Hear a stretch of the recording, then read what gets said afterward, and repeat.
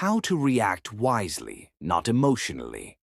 Introduction. Importance of emotional intelligence.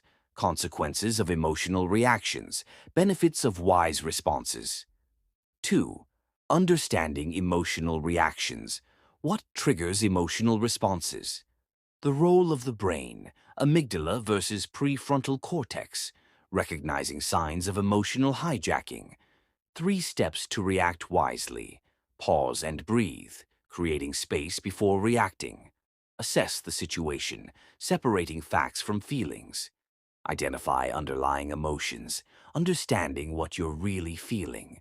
Consider long-term impact, reflecting on consequences. Practice empathy, understanding others' perspectives. 4. Practical strategies and exercises. Mindfulness practices for emotional regulation. Journaling for self-awareness. Role-playing scenarios to practice wise reactions. Thank you for joining me today to explore a critical aspect of personal and professional growth. How to react wisely, not emotionally. Emotional intelligence is a cornerstone of effective communication and decision-making. Yet, so often, our immediate reactions are driven by emotions, leading to regret, conflict, or missed opportunities. Think about a time when you reacted in the heat of the moment. What were the consequences? Imagine if you had paused, reflected, and responded wisely. Today, we'll discuss strategies to help you achieve that. Understanding emotional reactions. Let's start by understanding why we react emotionally. Our brain is wired for survival. The amygdala, our emotional center, detects threats and triggers immediate responses: fight, flight, or freeze. While this was useful for our ancestors, in modern situations this can lead to overreactions. On the other hand, the prefrontal cortex, responsible for rational thinking, helps us analyze and respond wisely.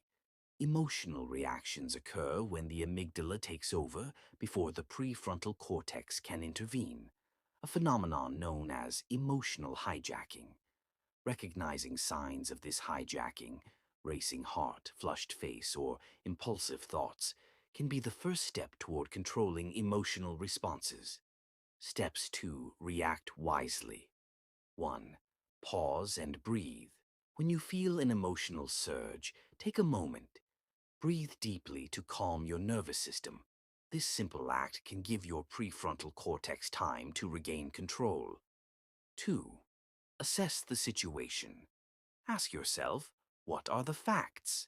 Separate what actually happened from the story you might be telling yourself.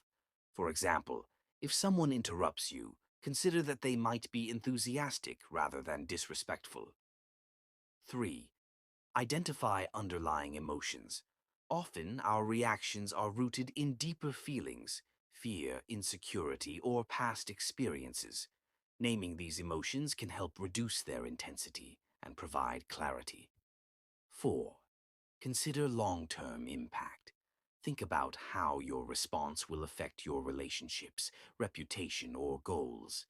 Will an angry retort help the situation or make it worse? 5. Practice empathy. Try to understand the other person's perspective. What might they be feeling or experiencing? Empathy can transform conflict into collaboration. Practical strategies and exercises. 1. Mindfulness practices. Mindfulness trains your brain to stay present and reduce reactivity. Spend 5 to 10 minutes a day observing your breath or surroundings without judgment. Over time, you'll notice a calmer, more composed response to stress. 2. Journaling. Write down situations where you reacted emotionally.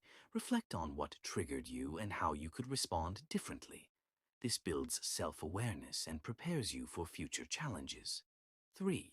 Role-playing scenarios. Practice reacting wisely in hypothetical situations. For example, if a colleague criticizes you, rehearse a calm and constructive response. Conclusion. To wrap up, reacting wisely instead of emotionally is a skill that requires practice. Remember the steps we discussed today. Pause and breathe. Assess the situation. Identify your emotions, consider the long-term impact, and practice empathy. Commit to small daily practices like mindfulness or journaling. With time, you'll notice a positive change in how you handle challenges. Now, I'd love to hear your thoughts and questions. Let's discuss how you can start implementing these strategies in your life. This structure allows for a comprehensive and engaging presentation with time for audience interaction and practical exercises.